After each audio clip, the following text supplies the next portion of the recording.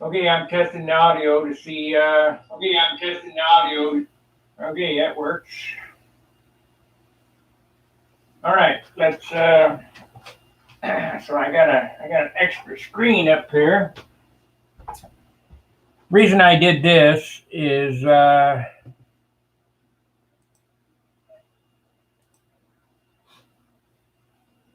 I want to use my OBS. Oh, there it is again. It's stretched out, making me look fat. Let me see here. Let me see if I can get the properties straightened out. 1920 by 1080 is what the properties need to be. Let's see here.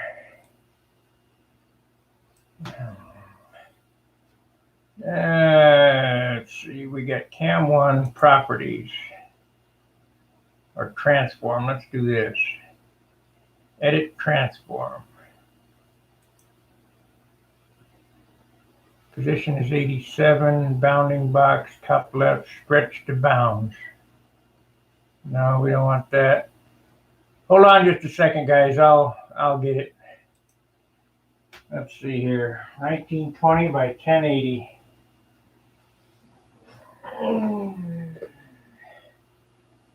That's cam 2.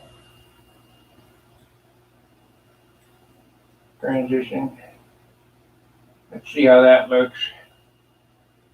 It's still stretched. So I gotta do it this way. I get this fixed, we'll be in great shape. Cam 1 properties. Transform. Edit transform.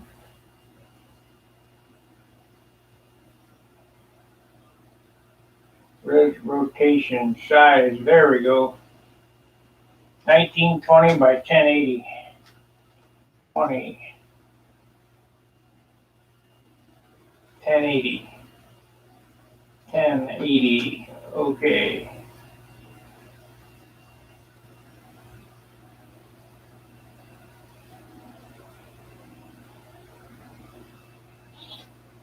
Okay, let's try that. Nope, that's still stretched. I don't understand what I can do here. Let me do this. Okay, I'm gonna reset the cameras. I don't know whether you guys are on or whatever. I'm 6 watching. I'm gonna just reset the cameras. So we're gonna remove this. No, let's see. Transform. Fit the screen. Let's see what that looks like. Image down. Transition.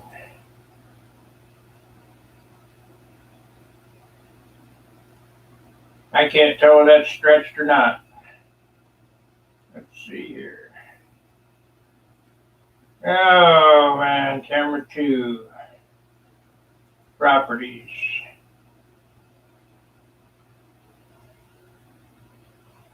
Cancel.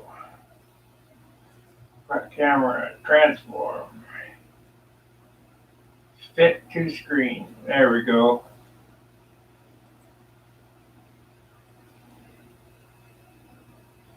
That's better. Okay, got that straightened out. Cam 1. Cam 2. So we go cam 1. Cam 1, transform. Fit to screen. Where we go. Transition. Okay, so in order to do that,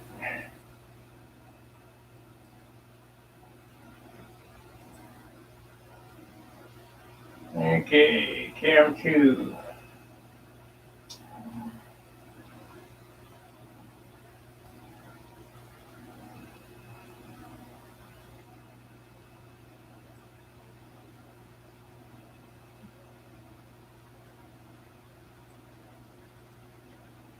Man, I can't tell what I'm doing here.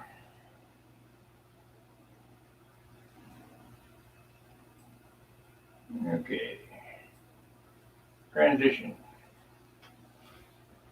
Okay, what I'm doing is I'm using OBS virtual camera.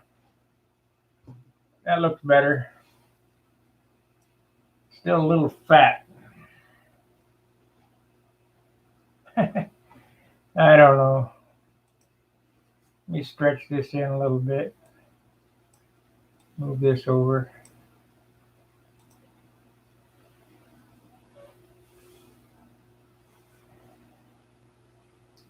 Can you guys hear me okay?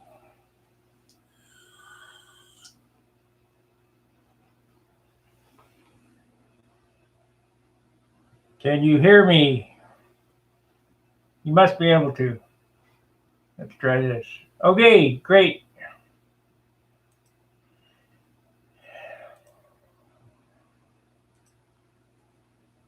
And that's this one here. Okay.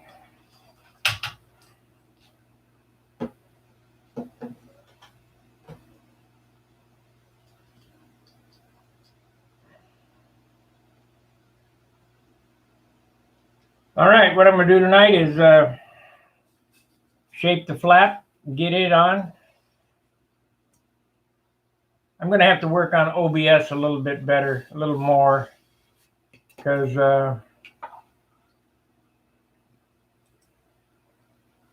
it don't seem right. Well, that's looking good. Okay, great. Let me see what that image is. Yeah, that looks okay. See, this way, if I use this system, I can change pictures and share my screen, so on and so forth.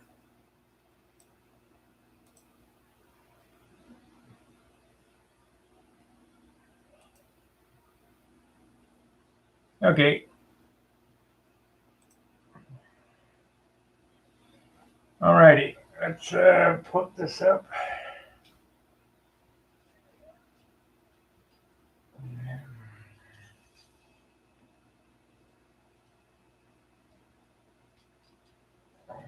The problem is there's just not enough room here to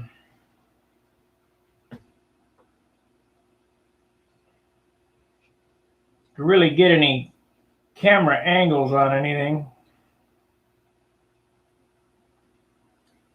But I want to sand these flaps so you get to see how I do it again. Okay, line down the center. Let me turn this to video details. That ain't it. Live stream. There we go. Transition. Okay. Draw a line down the center of the flap. We're gonna sand it to shape. I've decided I'm just gonna go ahead and bend that wire here in my vise and do the clips by hand. You know, the old-fashioned way. Everything by hand.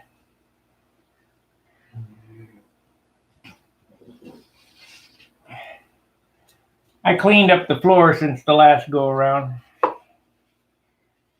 But you just, boy, this fuck is bent. There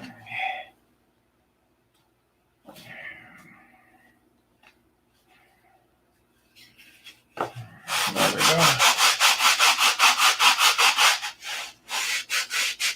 Try to leave about 1/8 of an inch at the trailing edge of the flap.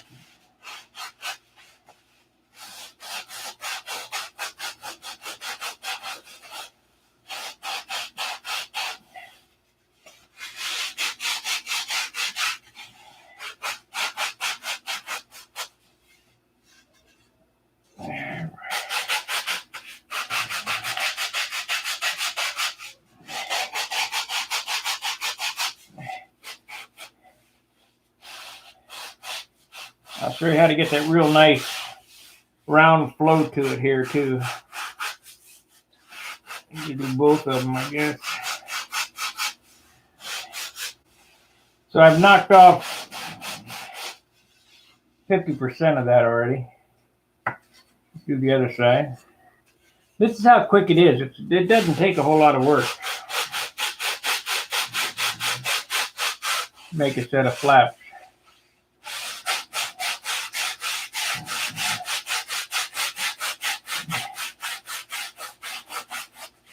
And I still think I can, you got good wood, a solid flap is lighter than a built-up flap. Got to have good wood though. Fortunately for me, this was 4-pound wood. I got a kick out of Al Ray. He said to me, my flaps weigh 3 ounces apiece.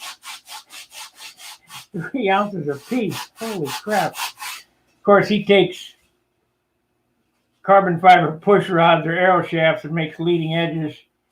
And he sands his flaps and then fiberglasses them 2 layers. See, there comes a point when, like some of the builders have 15 formers in a fuselage and half by half motor mounts, 3-ounce flaps, and 4 or 5 plywood. You're building that airplane to hit the side of a building and survive. You know, I don't build my airplanes to crash. Just enough to keep it together for a season. If your airplane lasts 1 season, you did a good job. If it lasts 2 seasons, hey, what a bonus. You didn't have to build another one. Okay. That easy. I've roughed it to shape.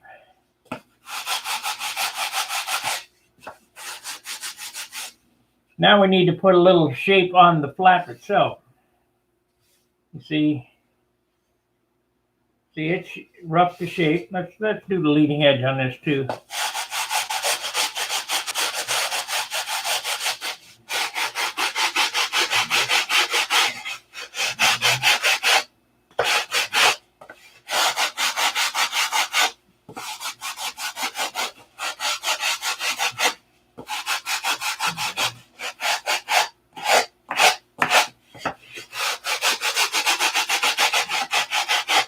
You could make a major project out of this, or you could do it my way and have it done.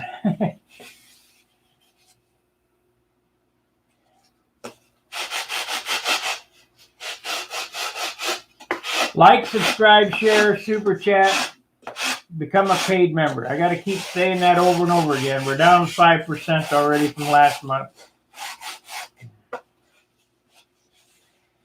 They won't have me around long. Okay, so now it's roughed to shape, and we want a nice. Oh, I gotta get this in here a little better. Got a flat, sanded a flat in it.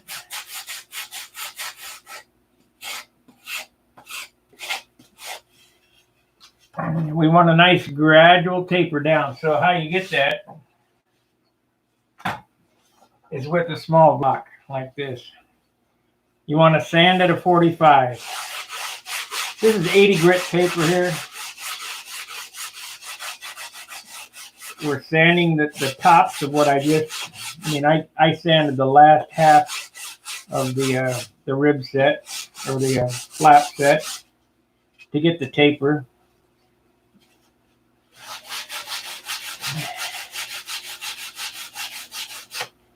So now we sand in that direction, and come back and sand in the other direction at a 45, like the crosshatch on a cylinder.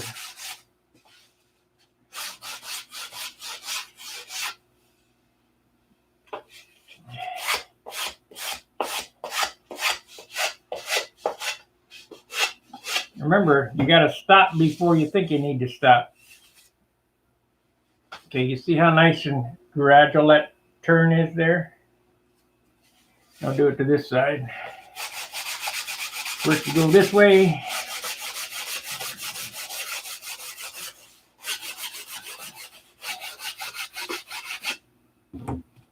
Hard to get when you're holding on to the end though.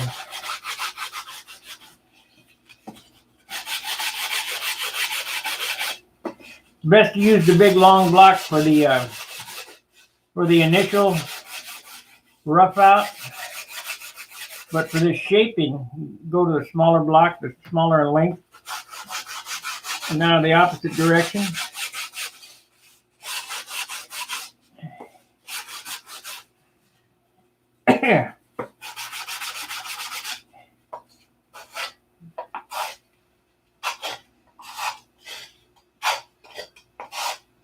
Doesn't matter, it's going to get sanded off anyway.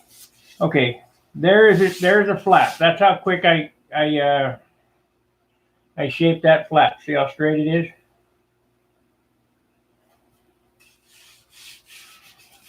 A little high right there still. Then when you get that done, I got plenty of light in here today. I got 3 lights running. You hold it up to the light and you candle it. And you see if you got any warp spots in it or low spots.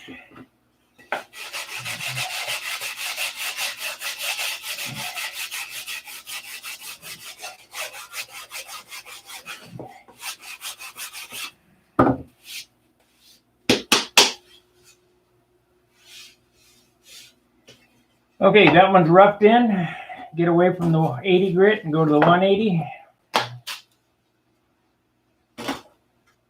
That's 320. 180 grit. You want to sand this at 45. You don't want to sand the length into it.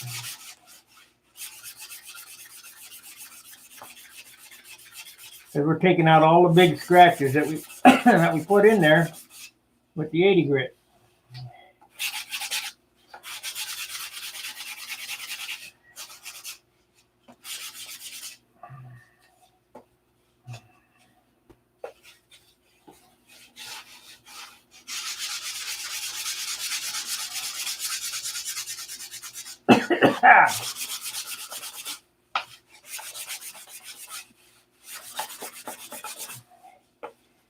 This was a valuable lesson I just taught. I hope you got some clues out of how I do it. Okay, those scratches are gone. We'll go to this side.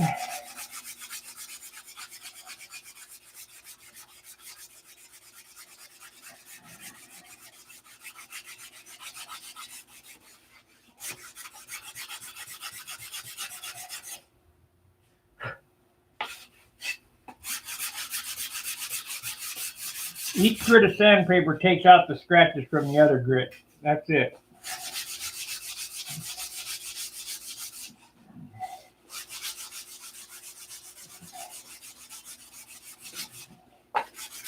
Now back the other way.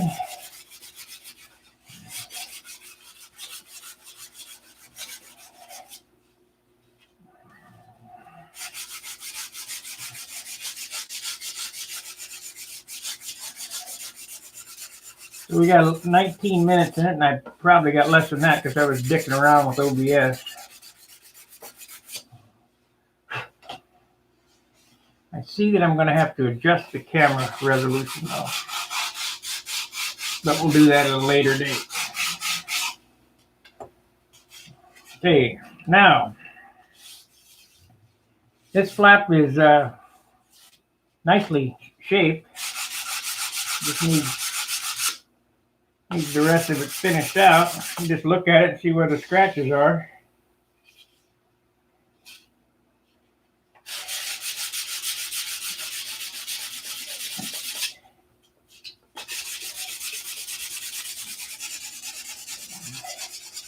These guys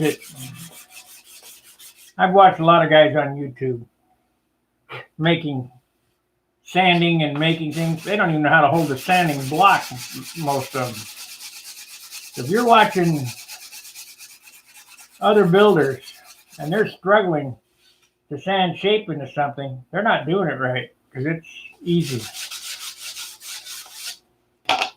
Okay, now we're going to take the 180 scratches out of it with 320.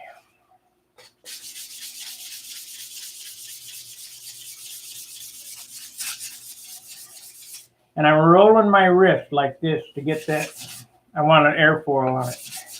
And airfoil flaps look much, much better than bar sanded flaps, the straight flat ones. They have no shape to them.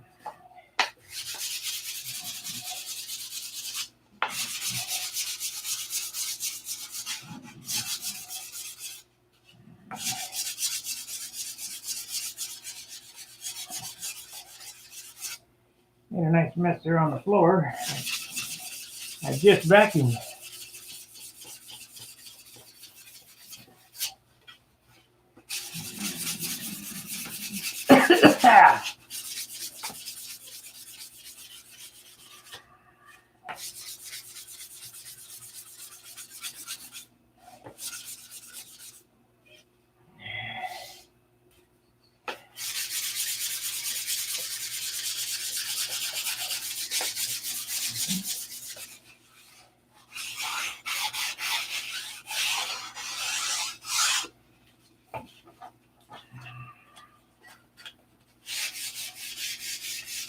Ten watchers, 8 thumbs up. Thanks for a thumbs up. Like, subscribe, share. We're growing. We got 2,700 subscribers now. Only 1% paid members, though.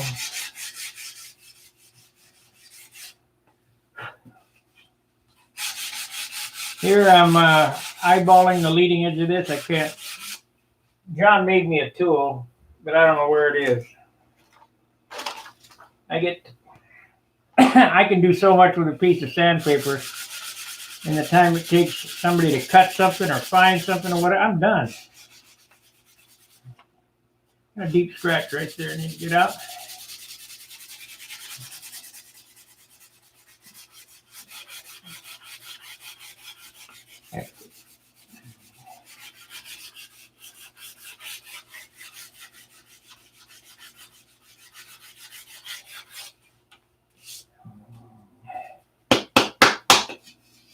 That's it. It's ready to cover.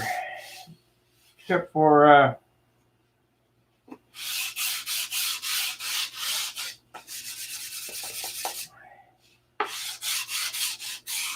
hinges.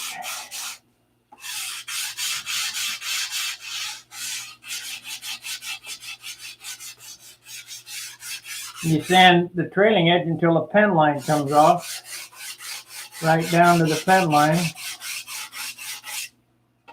with 320.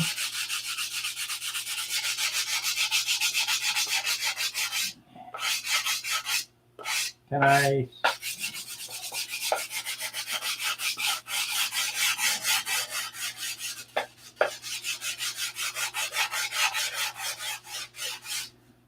So not only is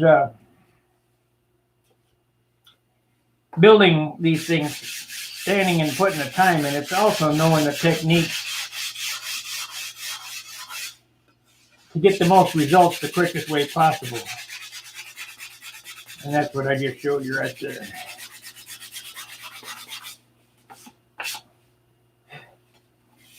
Pen line is gone.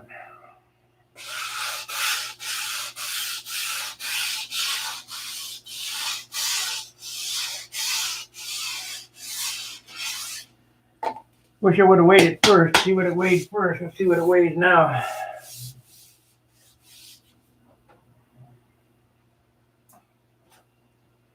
Remember, Al Rabe had 3-ounce flaps.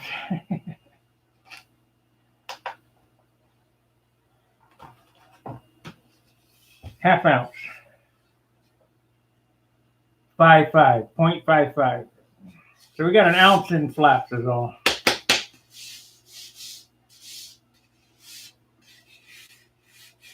Got a little bit of pen line left right there.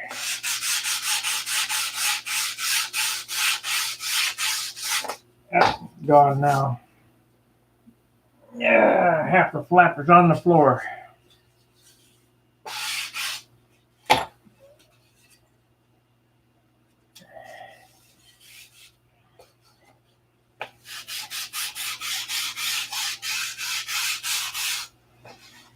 I only sand down to 320 before covering. You could sand down to 400, 600, whatever. I just haven't found any real reason to sand down to any more than 320. So now let's look at the airfoil shape. Can everybody see the airfoil shape on it?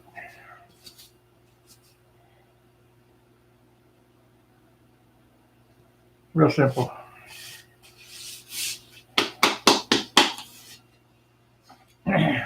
So now I need to drill my hinge holes, broach them, mark the hinge locations, and hinge my flap. And then we'll bend the horn. I'm going to do it the old-fashioned way with just the bender, and I think I can find the bender. Might take a minute or two. Thought I saw it. Here's this.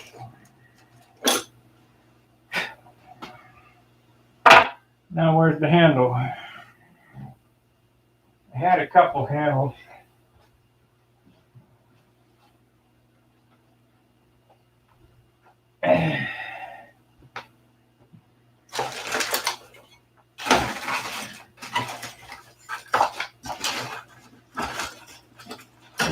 Another pair of scissors, so that's good.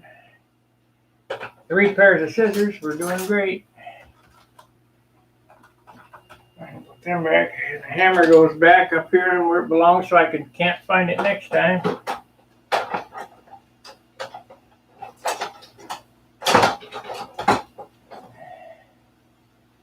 That's the whole problem. There's no place to put it. Got the header.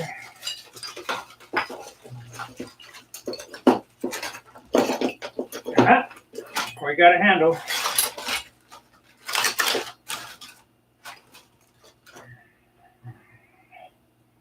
Okay, we're going to use the K&S bender.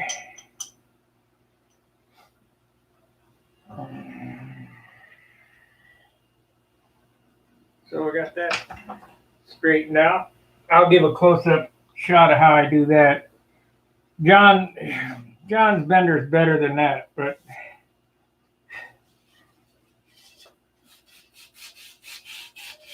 it's just so cold out. I think we'll add on to the tip. We don't want to take anything away. I remember I broke a part off the tip here, so what I'll do is I'll cut that back and add a piece of quarter on and sand it in till it's 1/8 inch short. Well, 3/32 short. I could sand the flap off, but anybody that knows anything about control line airplane design, even though the inboard flap is longer, the outboard flap needs to have more area than the inboard. And what is the reason for that? So that it doesn't drop the tip in a hard corner, because if you don't have enough flap, it'll drop the tip. That's why you always see them guys glue on a piece of beer can or whatever on their tip. It's not for a warped wing, it's for it's dropping its flap. So you either got to do that or cut the inboard flap short.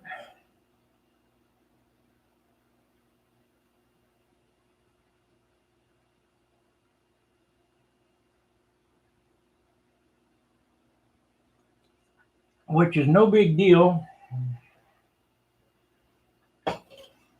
because don't want to fly on the flaps anyway. You want to fly off the elevator, so the least amount of flap you can get away with, the better. The reason why these guys have to have gigantic flaps is because the airplanes weigh too much and they don't make enough lift. Now, where's my hinge pocket tool?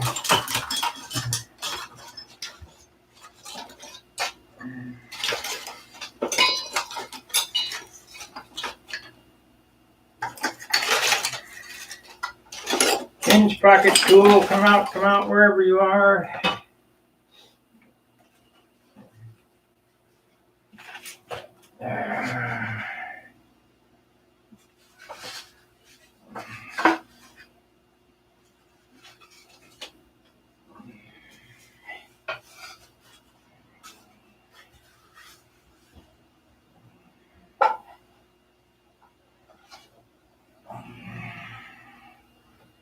it's a real problem not having any room.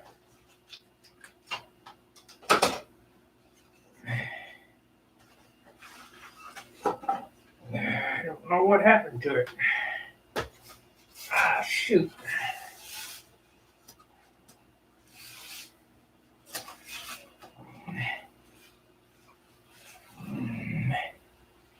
Evening, Greg.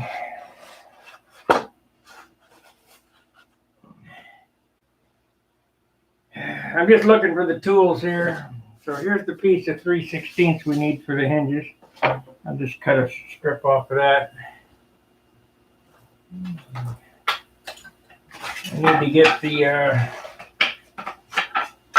need to get the trash can over here and start throwing shit out again. I got so many little blocks and knickknacks and BS.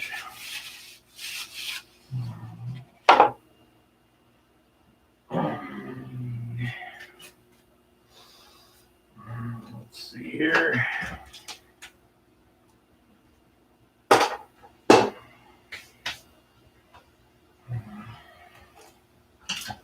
Oh, there it is. Okay, we need an 1/8" drill bit.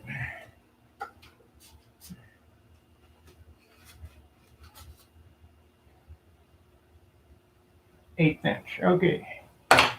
So if you remember, I was smart enough to mark these hinge blocks with a 1/16" drill bit. Seems like we're gonna flip that off the table.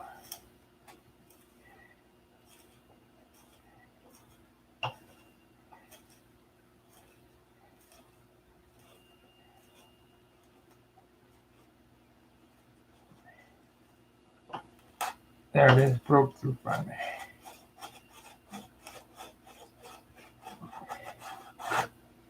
That's one.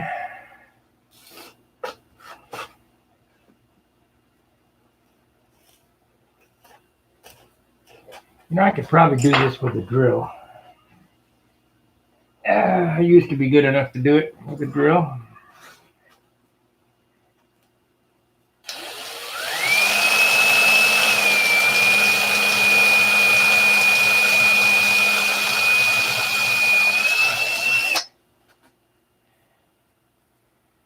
Okay, where are you? I don't know where this one is. I know this one is right here.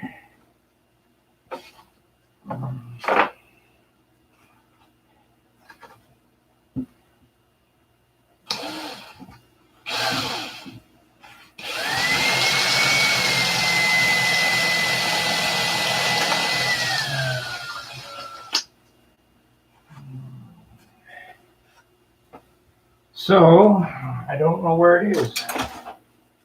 So we got to guess. I think I spaced them even. They are 9 inches apart. So 9 inches over will be right in here somewhere.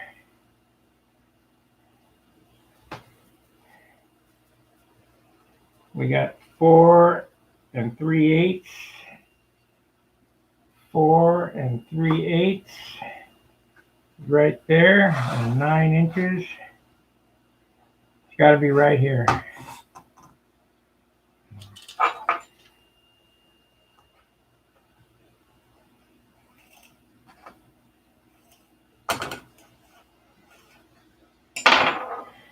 Man, I always try to mark them too. The mark is gone. So we'll give her a whirl and hopefully we hit it.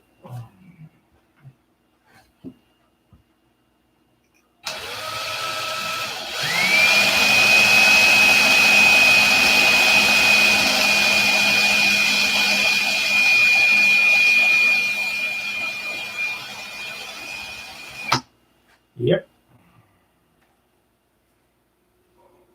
Yeah. So the hinges need to be in the center of the trailing edge, and they need to be in those blocks. Pretty self-explanatory. What did I do with all the hinges now? There they are.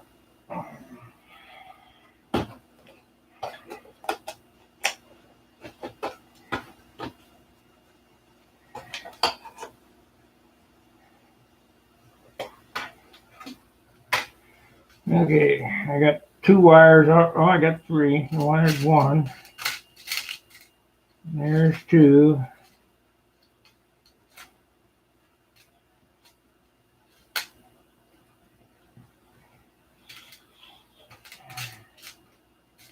No more wire in there, so I must have a piece of wire over here. I do.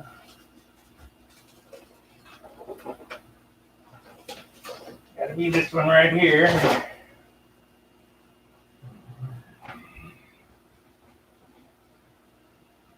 Yeah. I need a piece of wire. Where's my cutters? Right there.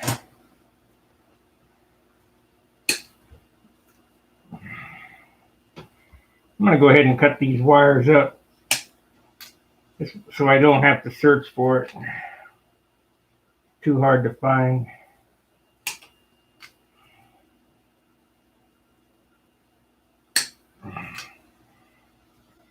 Got to shut that heater off. It's about ready to burn out of here.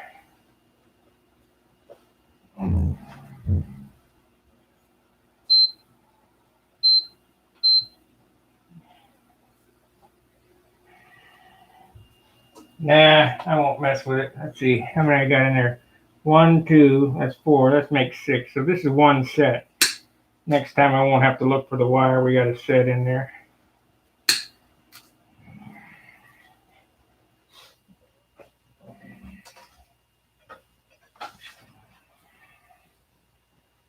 Okay, now the difference between the flap hinge and the elevator hinge is that the flap hinge gets a eyelet that has an 1/8 inch ID.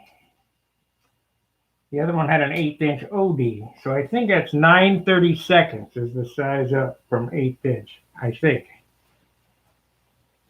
It's hard for me to remember everything.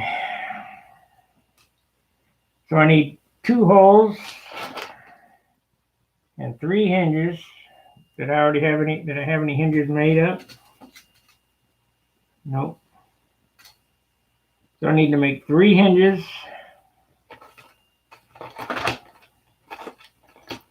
There's that.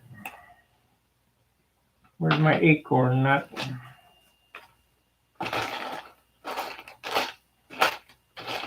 Not in there. Damn. Now I'm going to have to hunt. Either that or just glue it. I had an acorn nut that I took off a Harley. Ah, there it is.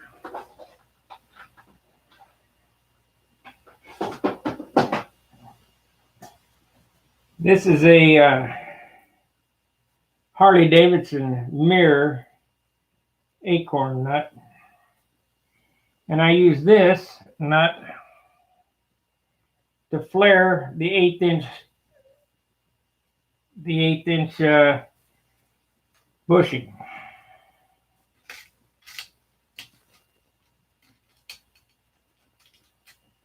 So let's see what I have. Yeah, the other one will work better. So I need to do 1/8 inch and the 40,000ths. So we need to find a 9/32 drill bit. Let's see if that's right.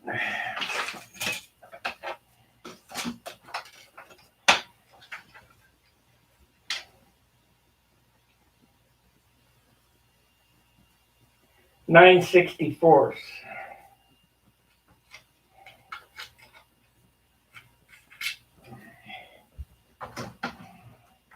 I knew there was a 9 in there somewhere.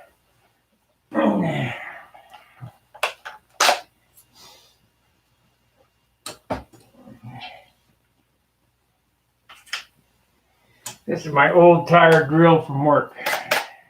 Of course, I got another one here. Let's use the big one. This is my $20 a set Walmart tool set.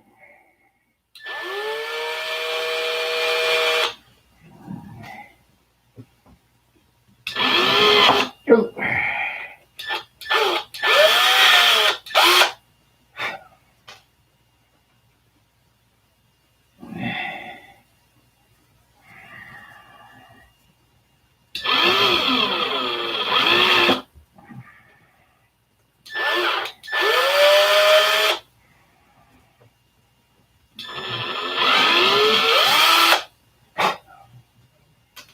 Okay, we got that.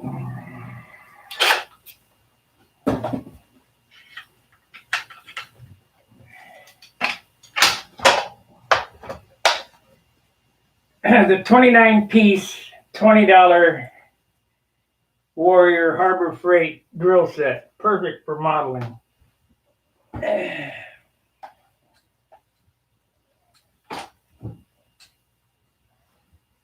Opposed to the $700 drill bit set from Snap-on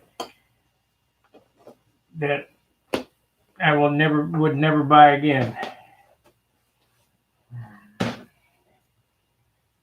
Okay, so now we need to set this in here.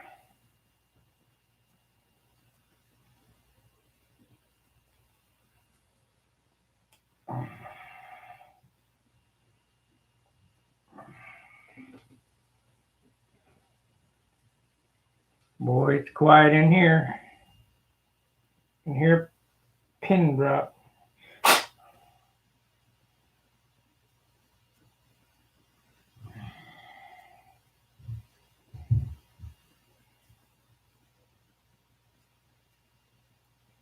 All right.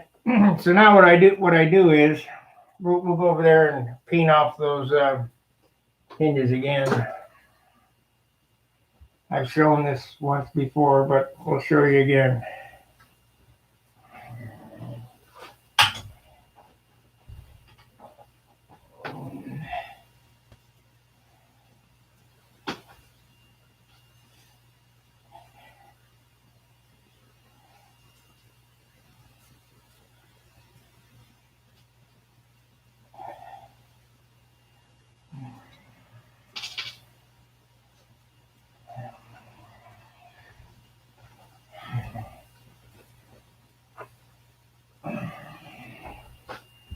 Get the acorn nut.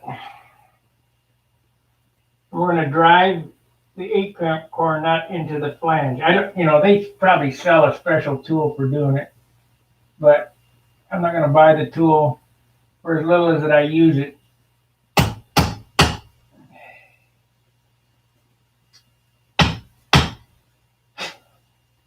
See?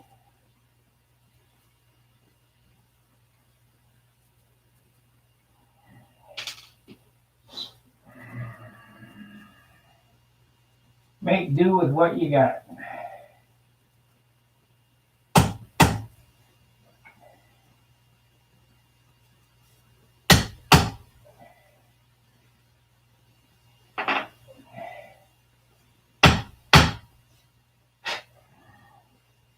Okay, that's perfect. Can't complain about that. So now we got 3 little ones to do.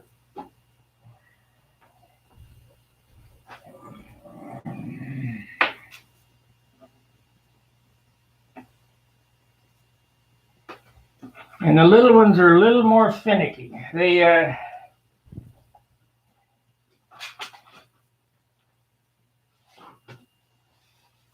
take a little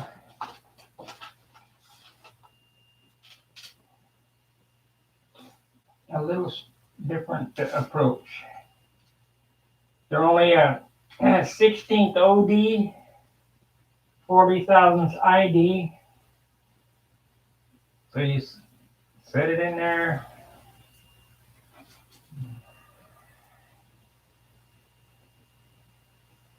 And when you order these little grommets, it doesn't matter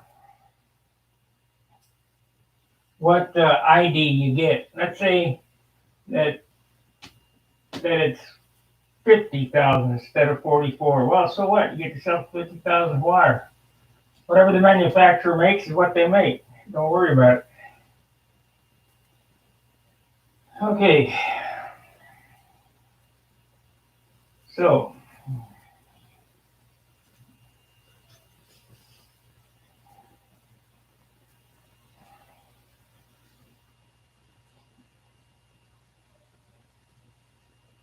see the end there?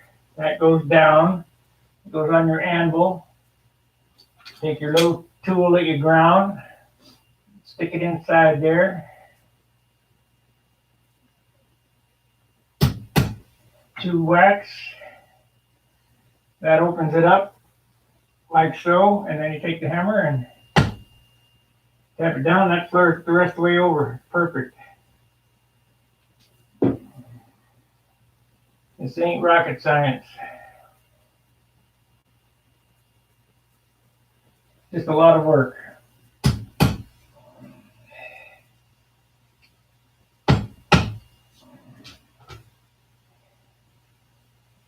I used to sell these hinges for $15 a set, and people whined about it.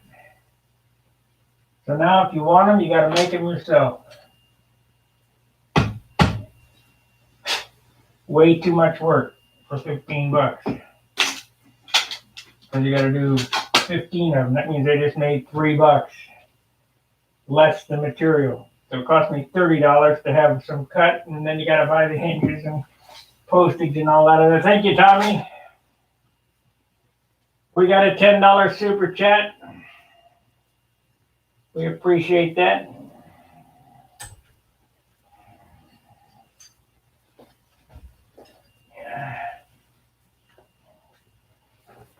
Okay, I put the hinges away. We're in good shape. I need to get a measurement on how big I want to make my horn.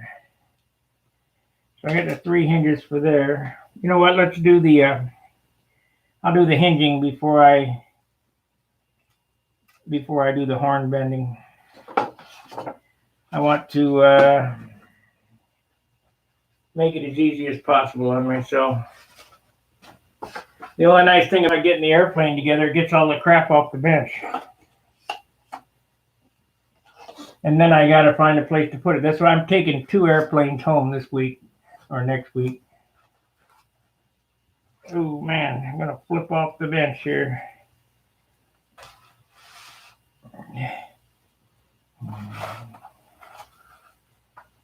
I do not have the room here to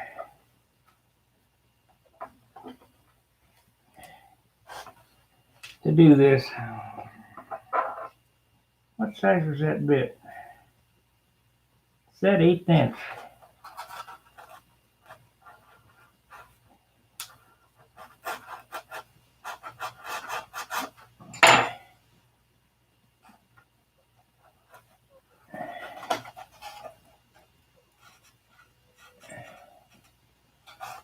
Okay, I'm not gonna monkey around. 9:30 seconds again, because it don't matter. I'm epoxying them in anyway.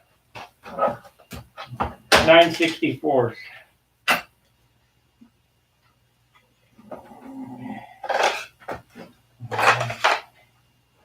Be able to see what I'm doing though.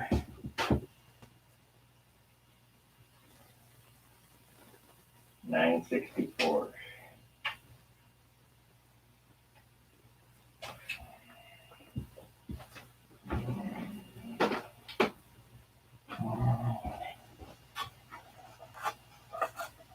Okay, that'll work.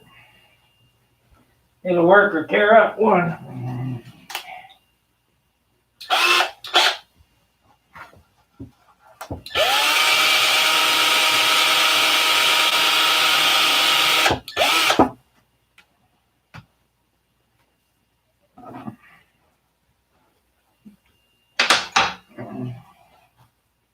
Gotta set this away or else I'll have it flipped off on the floor and there'll be 1,000 pieces to find.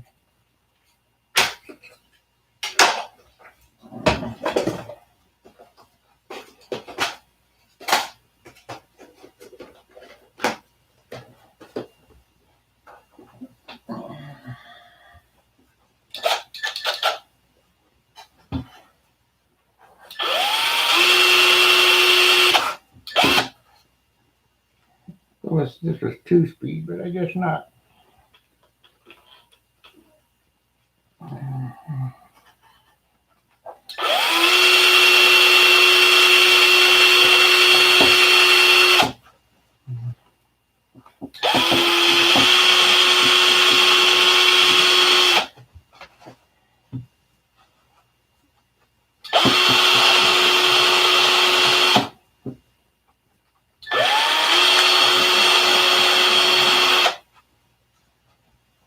Okay. Hopefully I can get it in there.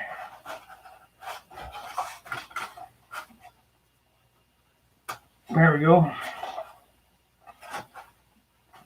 So it's got to be 90 degrees to the trailing edge, and it's got to be square to the plane. You know, it can't be twisted inside there. It needs to be square. Ah, man. Something hard in there. You don't want to force it.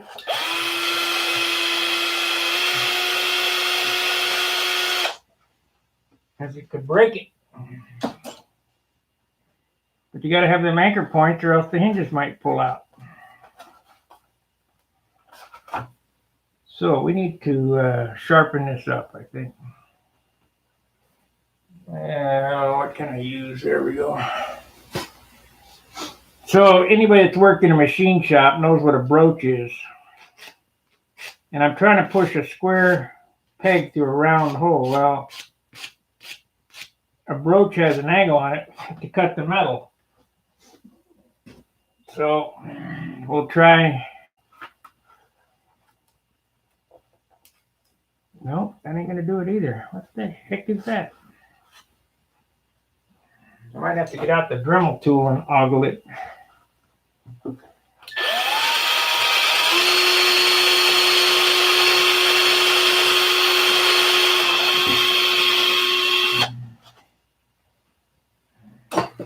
Certainly didn't want to. I hate to do that though, because it could get away from you and wipe out my wing. There we go. Whew.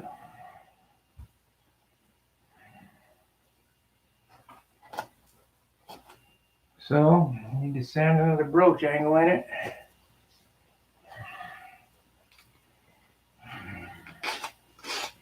I'm glad you guys like the channel. I'm glad you guys helped me out with the super chats and the likes and the shares and stuff. Because I'd like to keep doing this, but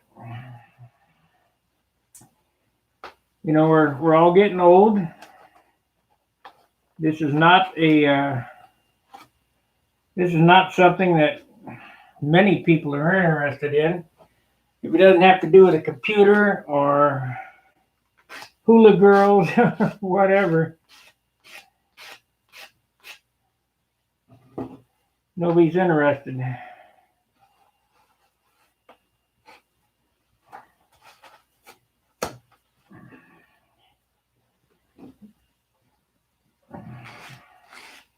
Okay, I'll give you a little theory behind what I'm doing here, how these work and why they work so perfectly. When you use those plate hinges, everything's at a different line, meaning the horn is pulled up next to the trailing edge, and the hinge barrels of the plate hinges are pulled up next to the trailing edge. So that when it goes up like this, it leaves a gap. It opens up the flap. These are set back half the thickness of the flap. So my flaps are 3/8, and this pivot point is 3/16 behind the leading edge, meaning that when it rotates on itself so that the flap line never changes. What holds everything so free and in line is that even the horn is set into its own set of hinges. So the horn itself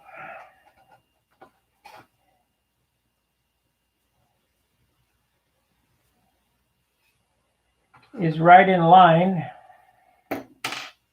with the hinge pin, and you can't mess it up because they're all in the same hinge. And the nice thing about all these joints is everything's wood to wood, so it ain't gonna pull out like hinge glue. Shit. Never use hinge glue or canopy cement or whatever. Never. Crappiest thing I ever did. Okay, we got them in place. We need to mark them. Well, we know we want approximately, let's see what this one is, a 1/16 of an inch out here. So let's get a piece of 1/16. I had a piece. That's 3/16.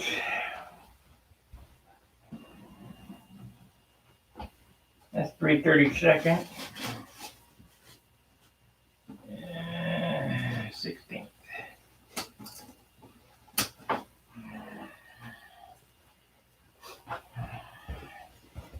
So in order to set the gap, take the piece of 3/16 and push it up against that.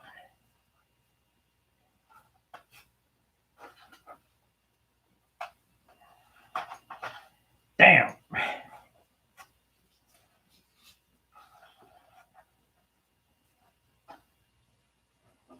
We'll mark it.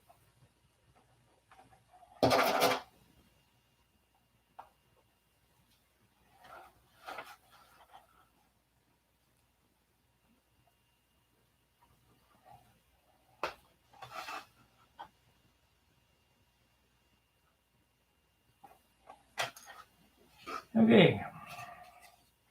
Now this is we did this in an hour.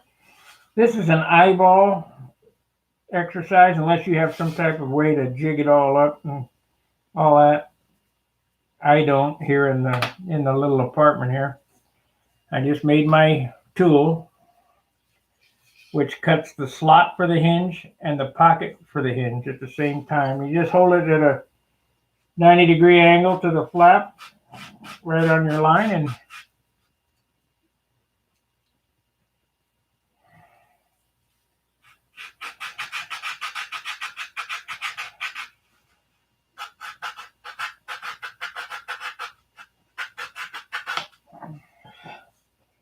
keep it perpendicular to the flap so that it cuts a nice straight pocket in it.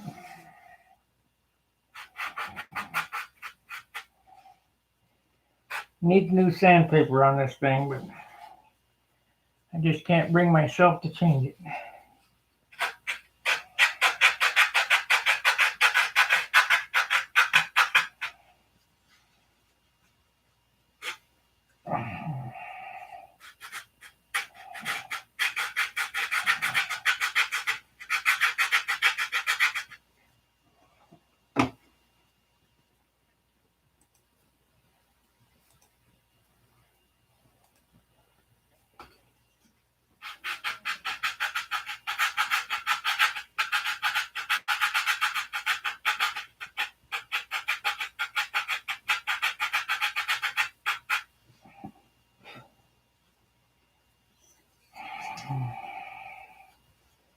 And if you turn it over and swap it side to side, you know you'll have an exact same cut on both sides. Just like I do with the router and the trailing edge of the stab. So there we have a notch.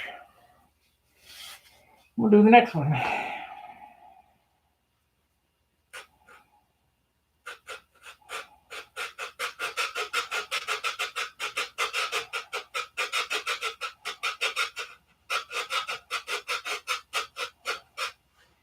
I do have basswood here. All right, I got basswood here to make. Good evening, Alan.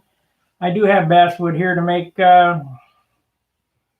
hinge clips or flap clips. I found in my pile of stuff A Midwest basswood 8 by 24, 3-inch wide.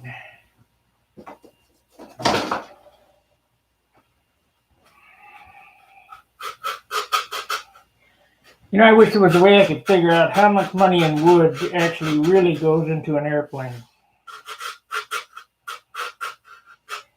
I'm wondering if it'd be cheaper to buy a kit. Except the wood is crap.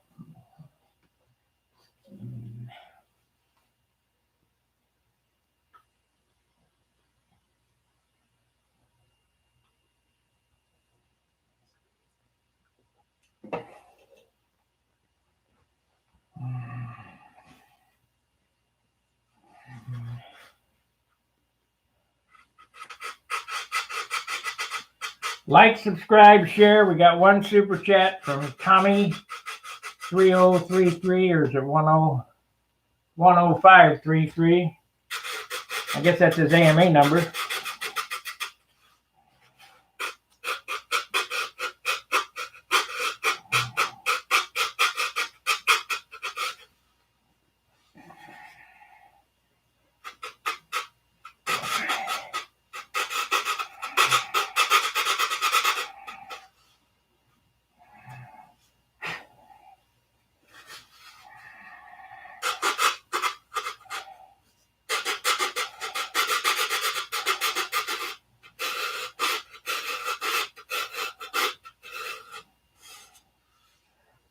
What would be really nice to have this shape on a belt going around and just go. But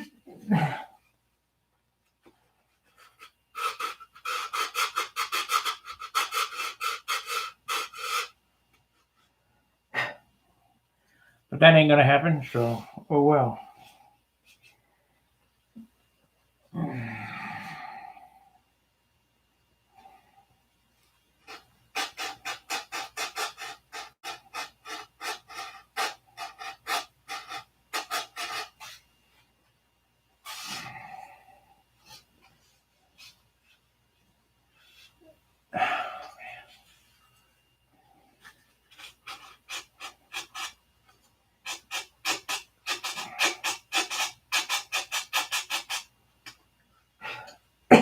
Oh man.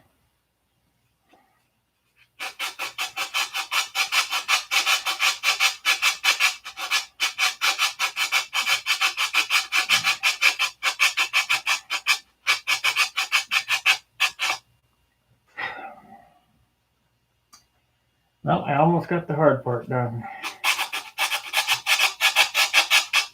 No, that ain't true. The hard part is gluing them hinges in without getting them stuck.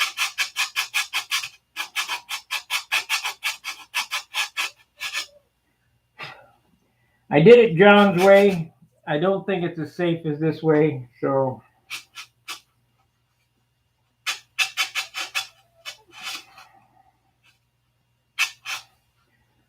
I went back to this way.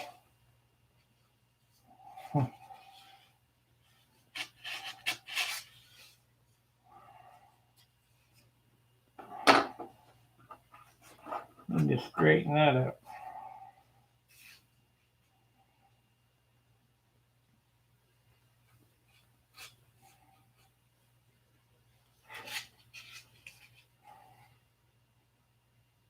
Now, I really didn't have to do this, but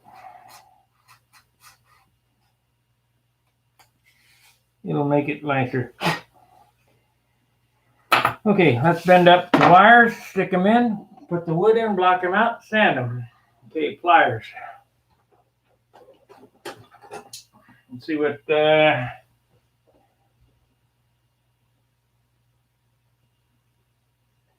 design a stacked dado head for small table saw. Yeah, I could, maybe.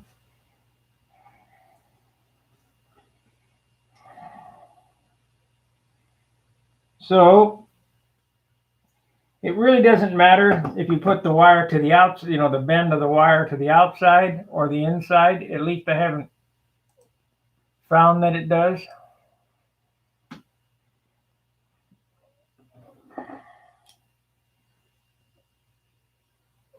What does kind of matter is that you get it at a 90 degree instead of short of 90 or whatever. What do I do with the hinges? Oh, they're right there. Duh! They're already in the airplane. Okay.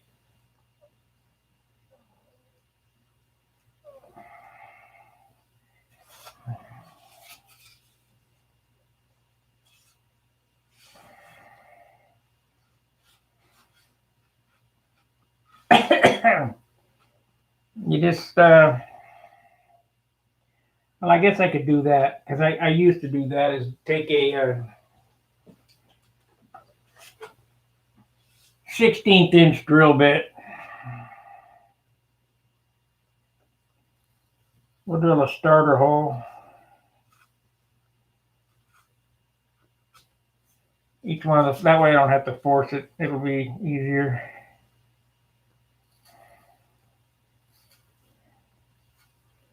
I know it seems like a lot of work for just for hinges, but man, they're so nice. They beat the hell out of blade hinges as far as freeness goes. 10 to 1. Okay. Let's drop them in, get them ready to go.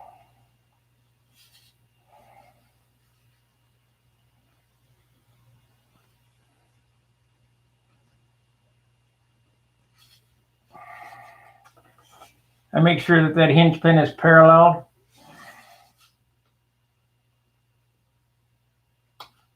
Force it down into the wood.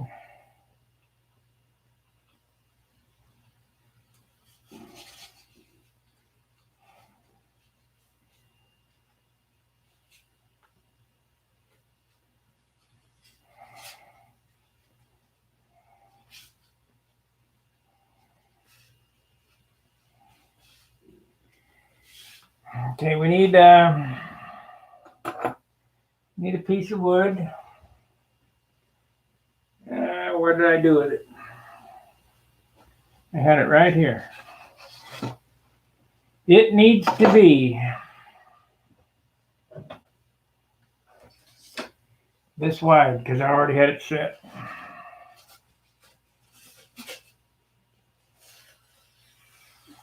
So we'll cut enough for the whole set. We got 1, 2, 3, 4. That should be enough. Make a little bit more.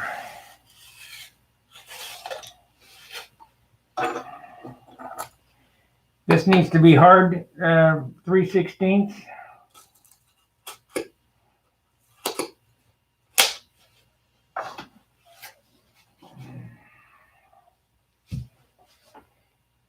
Try not to get too carried away. Light but hard. And this gets glued in just like so. Remember I told you head it downhill and glue from the top to the bottom so that and sometimes it'll wick back up there and lock the hinge up like I've shown. Then you got to start over again.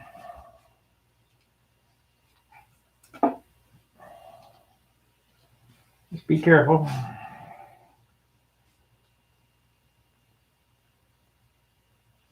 Of course, it's clogged.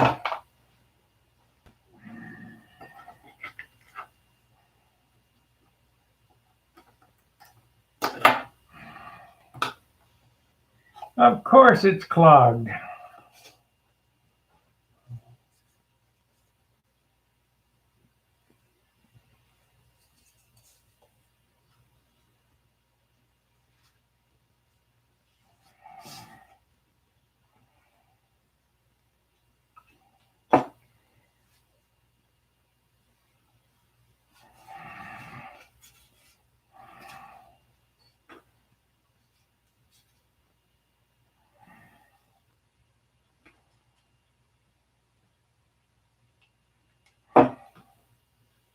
Yo, it got hot. Okay, that's one done, only 5 more to go.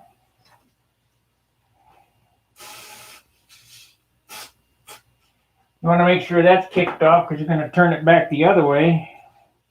And you damn sure don't want it running down into the other side. So let's get the saw and saw that off.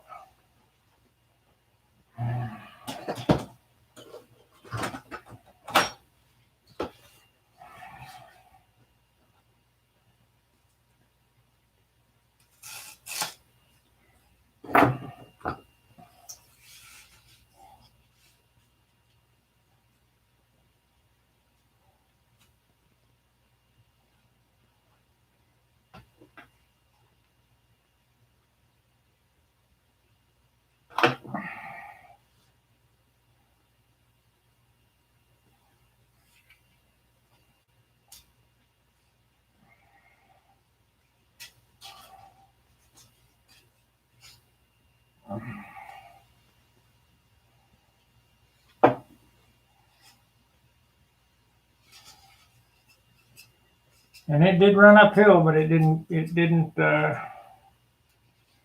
lock it up. No catastrophic lockup.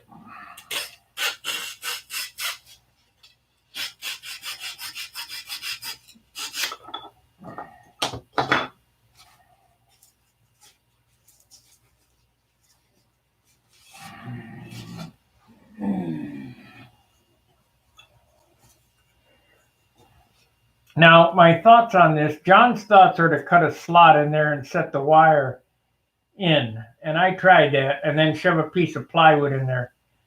But it doesn't offer as much surface area as the balsa wood does running this way, because that means the wire is captured by all the balsa. So when you put these things together, you've sanded it off and you've covered it. Your silk span's wrapped around this as well. So the silk span locks this in here. Now, John's idea lets you finish the inside of that pocket where mine doesn't. And I would like to finish the inside of the pocket. But the way that they turn out, I don't really think they're necessary.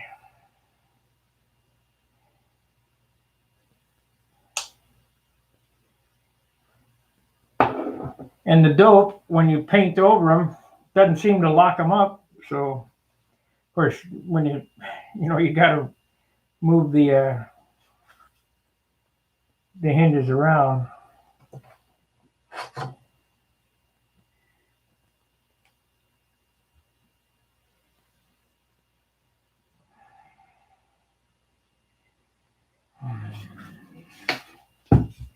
Damn. Yeah.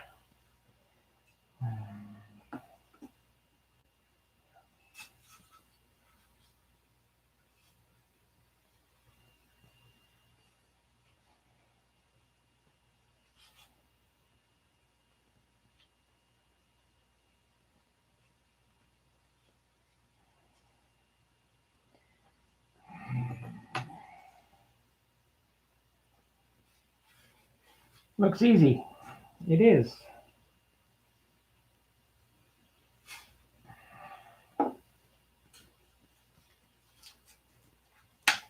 And did you see that? Locked it up there for a second, but I broke it loose. And the CA wicked uphill. Just the way it works.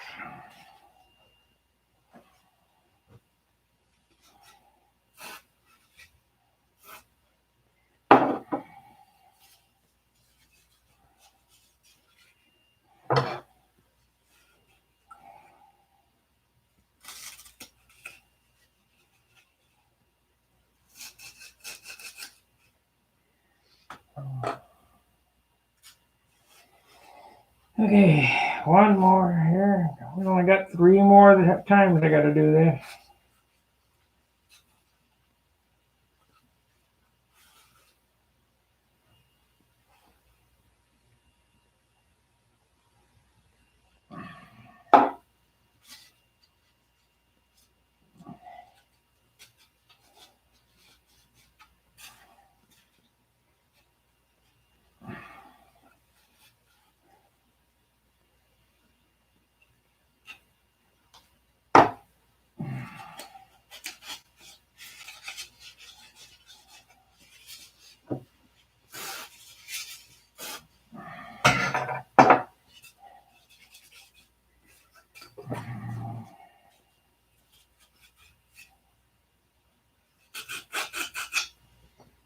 Okay.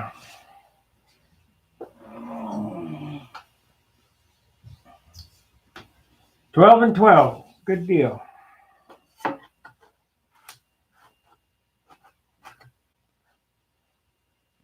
Let's see. Of course it's on the top. What would be different?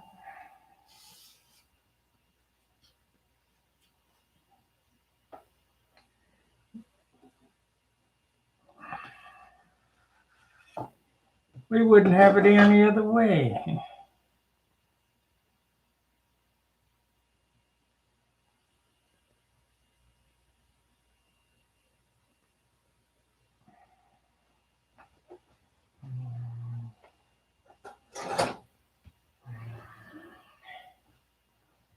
So,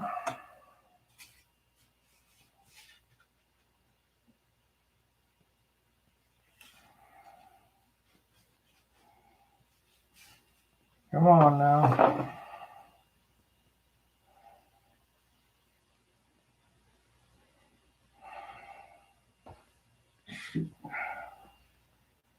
The thing's got a burr on it.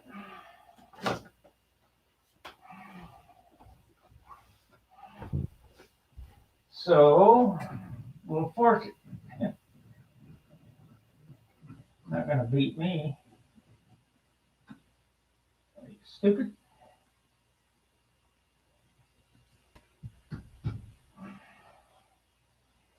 Okay, this hinge here might be tight, but it'll work in. It'll be fine. Yeah, COVID. Okay, this hinge here is tight because the brass was bent over, but I think it'll be all right. I had to tap it in. About a couple hundred. Yeah, there it is.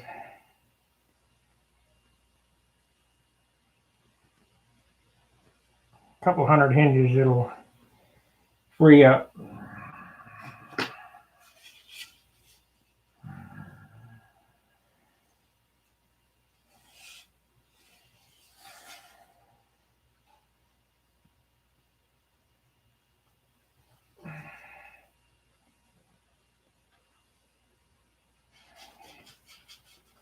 It'll be fine.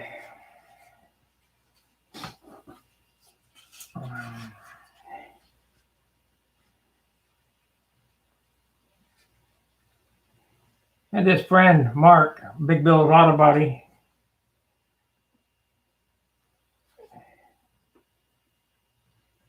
and that was his famous quote. It'll be fine. Yeah, look at that big booger. It'll be fine.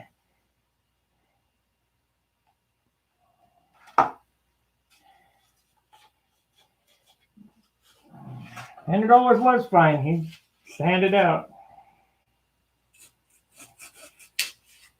I don't think he's still around, but I don't know.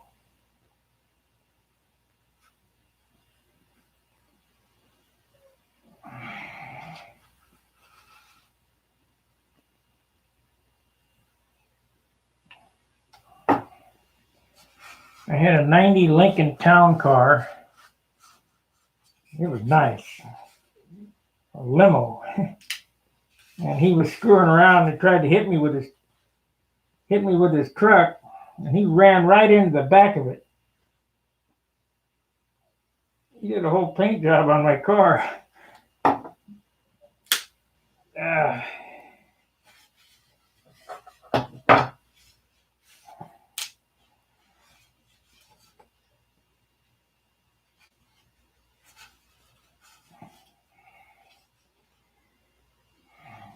You almost got me though. He almost got me.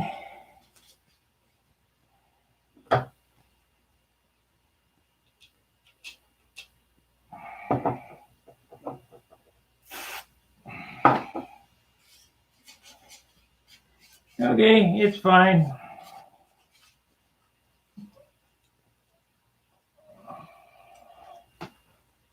It'll be fine.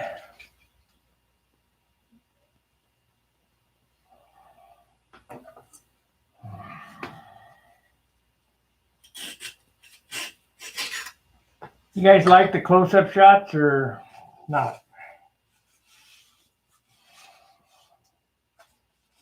Okay, all that's left to do is fill them in, put it on, and then we'll figure out the horn width. Bend that baby up, then I gotta make some clips. I might be done by next week. Okay, how am I gonna do this? Easiest way.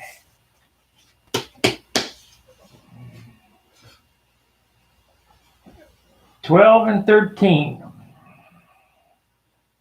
You guys like the close-ups? Let me know in the chat box.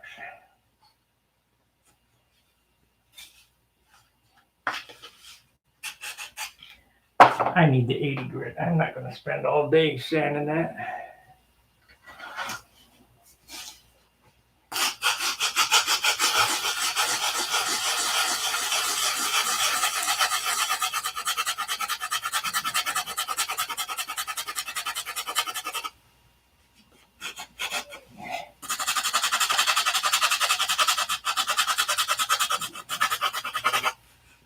Oh, got to be careful though.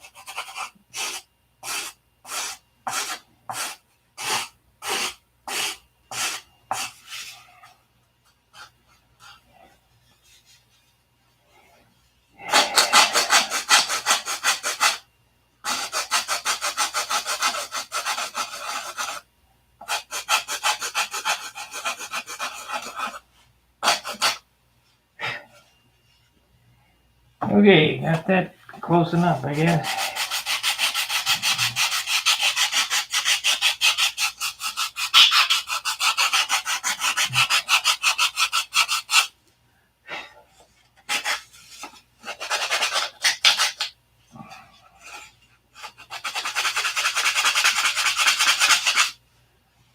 Thank God I don't have to do laundry.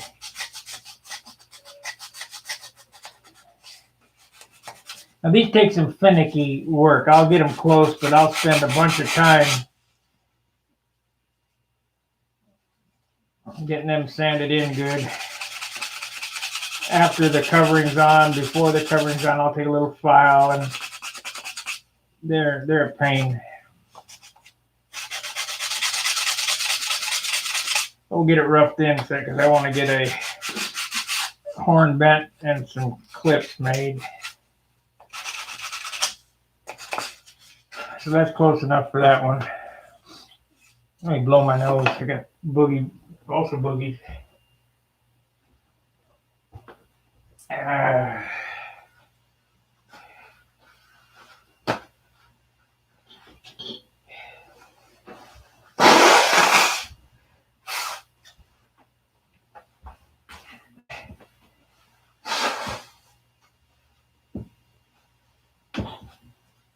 And Dan, if you're watching,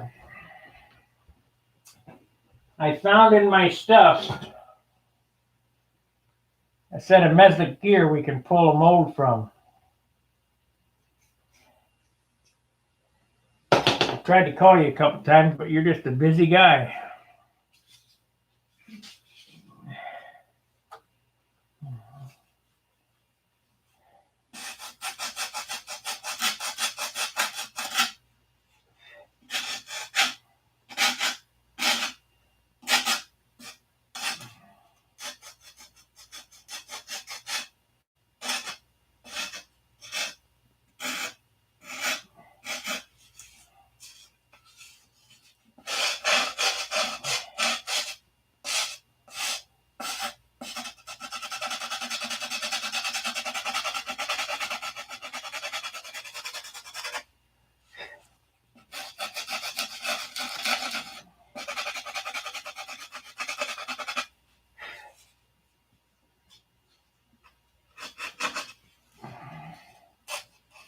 Trick is with this 80 grit sandpaper is not to go too far. If you go too far, you're kind of screwed. Then you got to put in filler.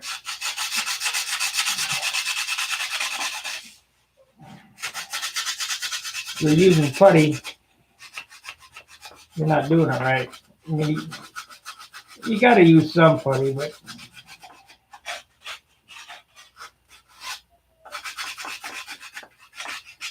you kind of want to plan things out so you don't have to use much.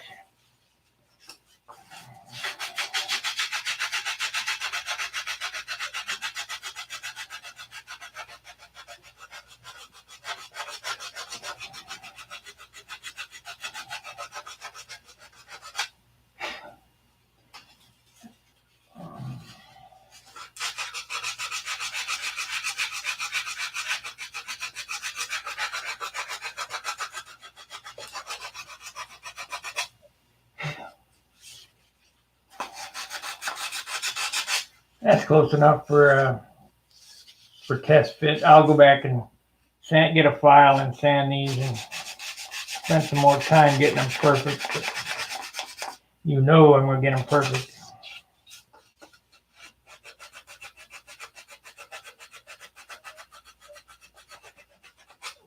We'll do that at a later date, a later time.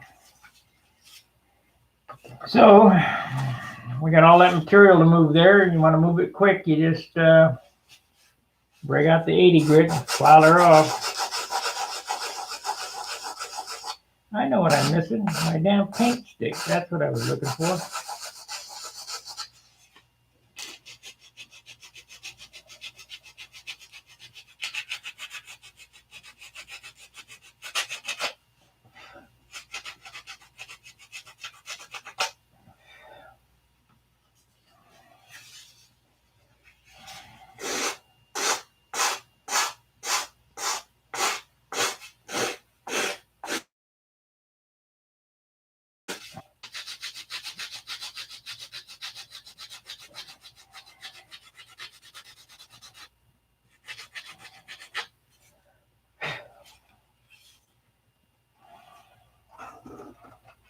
Okay, it's getting close.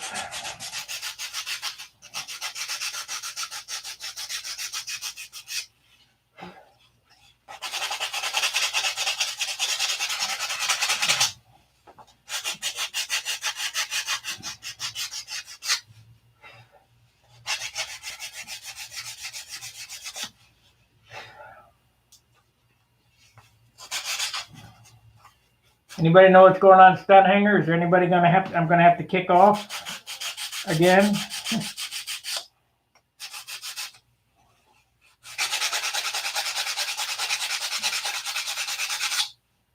I ain't taking no crap, I can tell you that right now. I'll have to look here in a minute to see what's going on.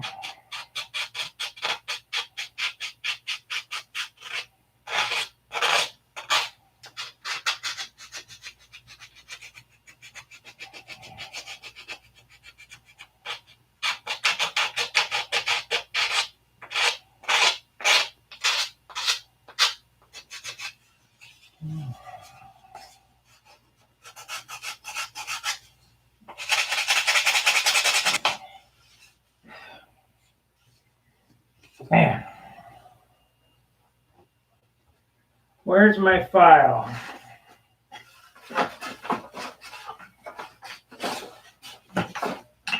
And there's I just use a lady's fingernail file or make my own file or whatever.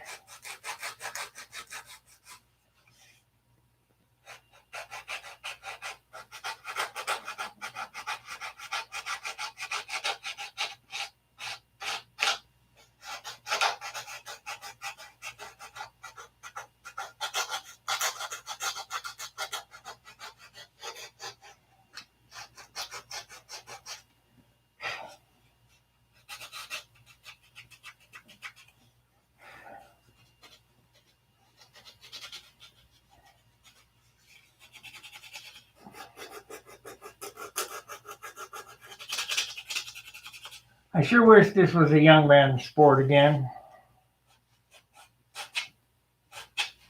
Because when we're done, it's over.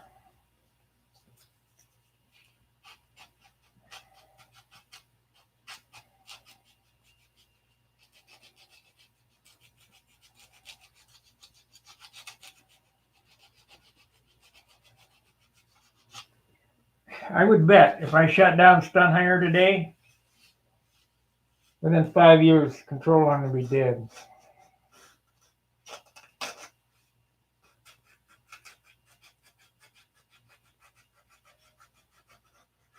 Now I got to figure out how to keep, save it from things like no more Brodax,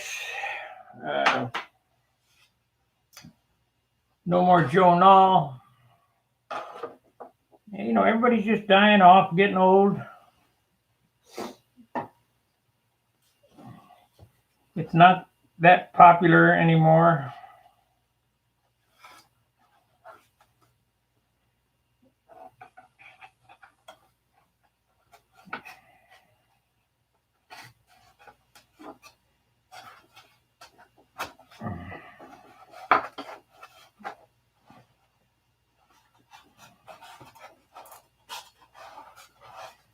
going to take some adjustment, but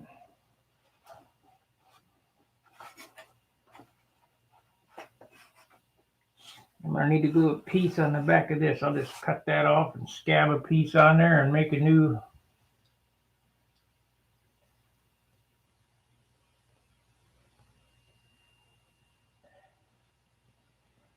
Yeah. I got my FAA license, even though I don't fly drones. I said I wouldn't, but I did it just because.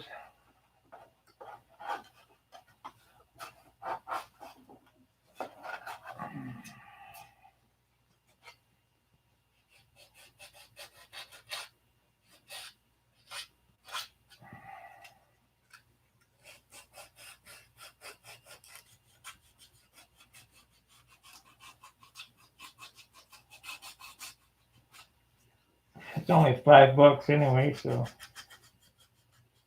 what a money grab. How do we know where the guy is flying the airplane? He's at the end of the lines.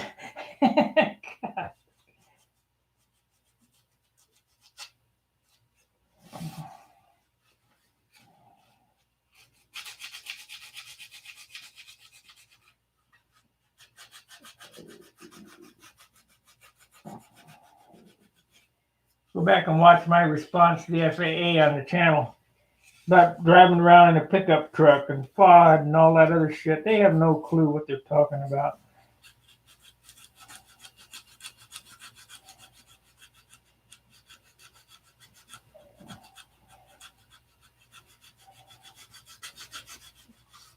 Where's the controller? He's on the end of the handle.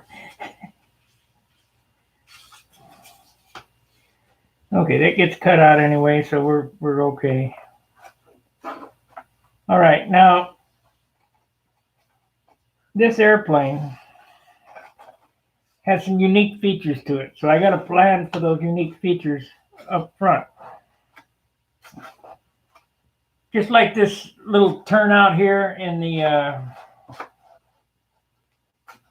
mean, nobody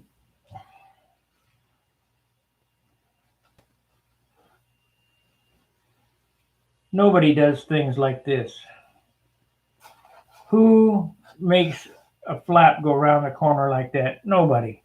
It would be just straight, or it would just around the corner, but we have it jogging down 3/16 and around this way, so it all stays uniform. What happened here was, if you notice this space right here, is I made this tip before, or this tip before the flap was on. So how to fix that is I'm going to cut a piece of this flap off back to here, glue in a piece of 3/8, and sand it to shape. That's not a big deal. But now, what is a big deal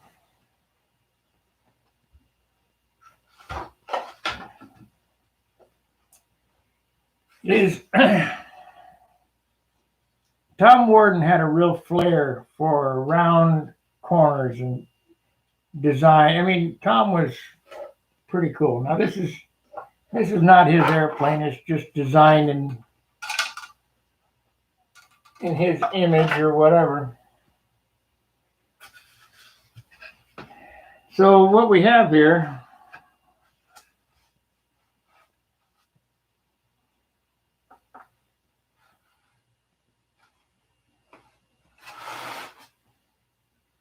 going on here? Why is that locked up? I got to figure that out before I go too far. We're going to get some CA down in there somehow.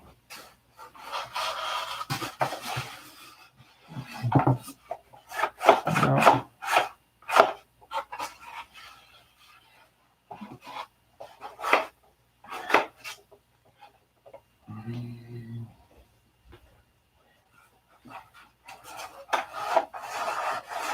Okay, it's not locked up. Good.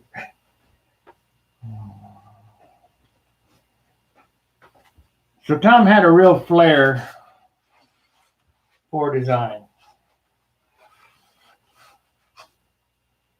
Let's set this in here like so. And like here and like those cutouts and all that, these here are turned, and they're turned backwards. Most guys, would do the flap that way. Well, his are backwards. They were cut on the inside, and the fairing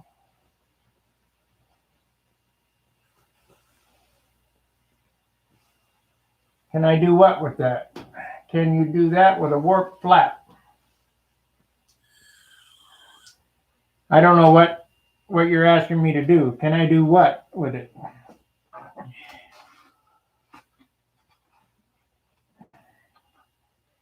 That's locked up because it's taped. Duh.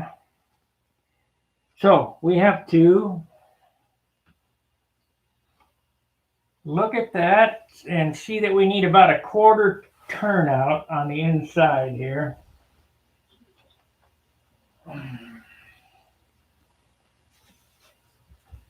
Let's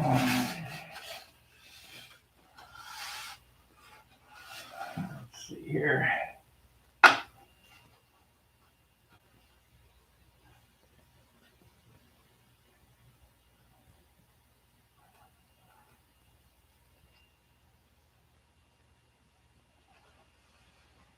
They're going to need to be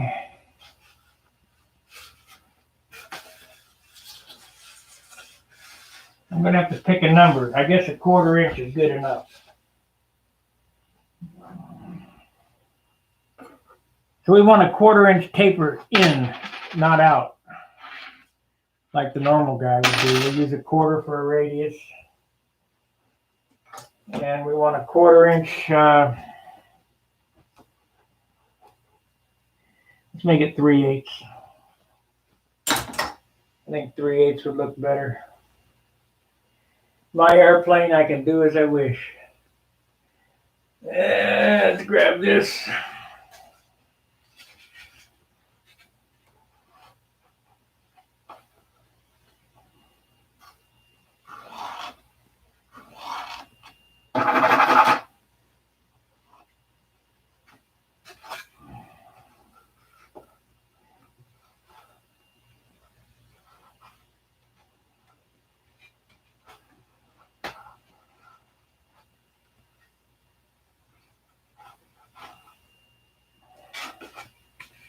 Now you're wondering, what the hell am I doing? Well, we're gonna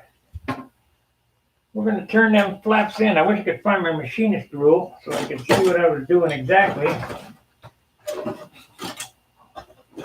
But as usual, can't find anything. There's no room to put anything.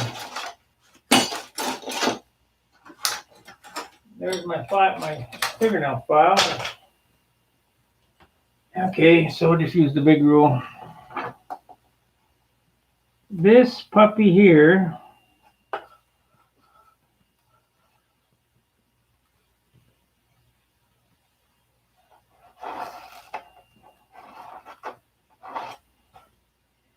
it's angled in like that.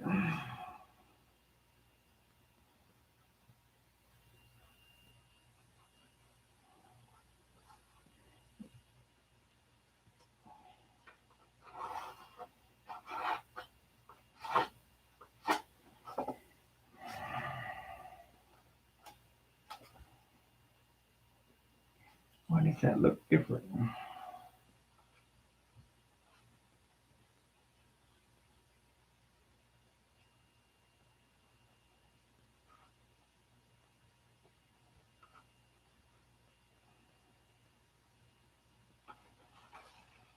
I'll probably cut one and match it to the other side.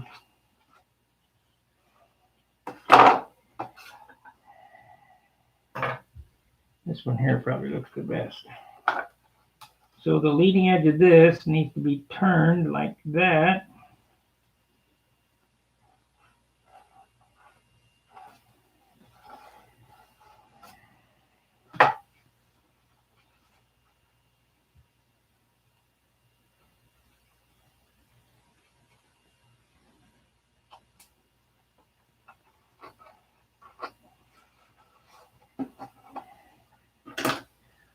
Okay, let's look at the fuselage again. Where is it?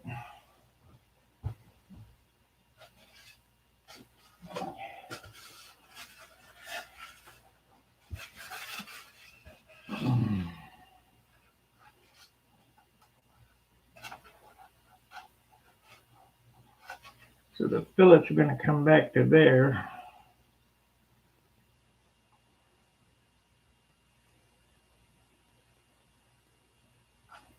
Actually needs more of a steep angle. Now we'll cut one and then mark it.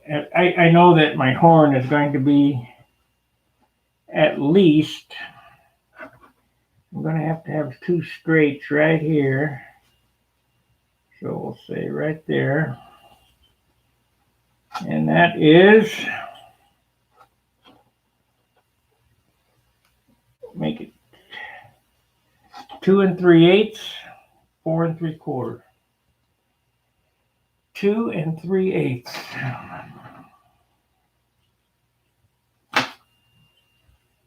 See if we can find a pen, a ballpoint marker. There we go. 2 3/8.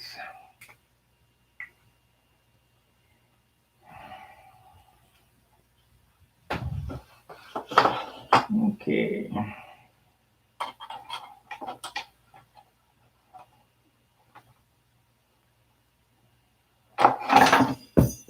I'm getting aggravated with not having any room.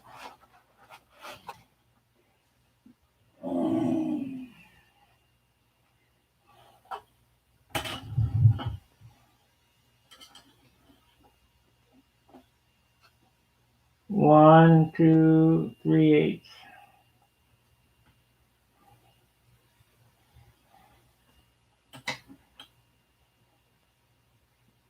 2 and 1, 2 3/8. That ain't right. 1, 2 3/8. Okay. We have the bend marks.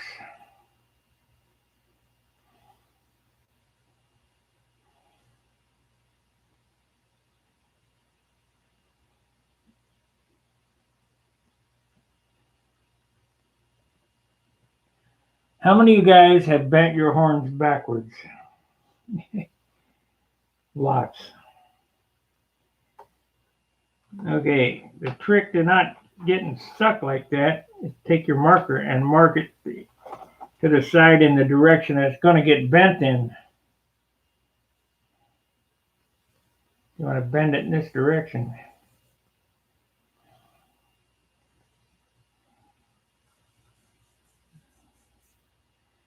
So we know that the legs have to come that way. Let's see what he said there. Cut out the warp and add a new piece. No. Take some steam and steam them straight. Get a kettle. Get your wife's teapot. Go in the kitchen. Get it steaming real good. Take the airplane past the flap back and forth over the steam kettle and start bending. Bend it in the other direction 2 times what it's warped. So if it's warped an inch, you got to bend it 2 inches. And just hold it and then let it go and let it cool. And it'll come down halfway. And then as you let it set, it'll relax back the other way. And you might have to do that 2 or 3 times, but trust me, I can get a warp out, no problem. When Ron showed me all that warp business, I couldn't believe it. And it does work. Ron is a good steamer. I think I'm going to cut it for the night. I'm kind of out of gas. Hour and 47, hour and 50 minutes, that's 2 hours. I put in 5 hours today on YouTube. So I made $2 an hour today. All right. And then I don't even get all of that.